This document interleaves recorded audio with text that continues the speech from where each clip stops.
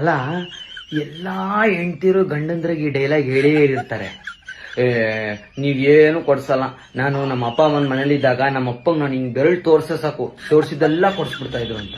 Very good, correct ಆಗಿ ಹೇಳ್ತಾ ಇದೀರಾ. ಆದ್ರೆ ಆ ವಯಸ್ಸಲ್ಲಿ ನೀವು ಅವ್ರ ಜೊತೆ ಇದ್ದಾಗ ಮಣ್ಣು ಏನ್ ಕೇಳ್ತಾ ಇದ್ರಿ ಮ್ಯಾಕ್ಸಿಮಮ್? ಅಪ್ಪ ನಂಗೊಂದು ಫ್ರಾಕ್ ಕೊಡ್ಸು, ಅಪ್ಪ ನಂಗೊಂದು ಲಿಪ್ಸ್ಟಿಕ್ ಕೊಡ್ಸು, ನಂಗೊಂದು ಕಣ್ಕಪ್ ತೋರ್ಸು, ನಂಗೊಂದು ಚೂಡಿದಾರ್ ಕೊಡ್ಸು, ಇಷ್ಟೇ ನಿಮ್ದು ಇದ್ದಿದ್ದು. ಅದೇ ಮದುವೆ ಆದ್ಮೇಲೆ ನಮ್ಮ ಹತ್ರ ಏನ್ ಕೇಳ್ತಾ ಇದ್ದೀರಾ? ನಾವು ಒಂದು 50 ಗ್ರಾಮ್ ನೆಕ್ಲೆಸ್ ಪಳ ಪಳ ಅಂತ ಒಂದು ಎದೆ ಮೇಲೆ ಹೊಡಿಬೇಕು, ಆ ತರ ಕಾಣೋದಿರ್ಬೇಕು. ಮತ್ತೆ ನನಗೆ ಒಂದು ಈಗ ಎಲ್ಲಾರು ಎಲೆಕ್ಟ್ರಿಕ್ ತಗೊಂಡ್ಬಿಟ್ಟವ್ರ ಗಾಡಿ. ಅಲ್ಲ, ನಿಮ್ಮ ಅಪ್ಪ ಅಮ್ಮನ ಹತ್ರ ಎಲ್ಲ 1000 ರೂಪಾಯಲ್ಲೇ ಮ್ಯಾಕ್ಸಿಮಮ್ ಕ್ಲೋಸು. ನಮ್ದು ನೋಡಿದ್ದೆಲ್ಲ ಲಕ್ಷನೇನಾ? ಮತ್ತೆ ಅದ್ ಹೆಂಗ್ ಕಂಪೇರ್ ಮಾಡ್ಬಿಡ್ತೀರಾ? ನಮ್ದು ಅದೇ ಕಷ್ಟ ಅಲ್ವಾ, ನಾವು ಮರದಿಂದ ಉದ್ರಲ್ಲ ಅಲ್ವಾ?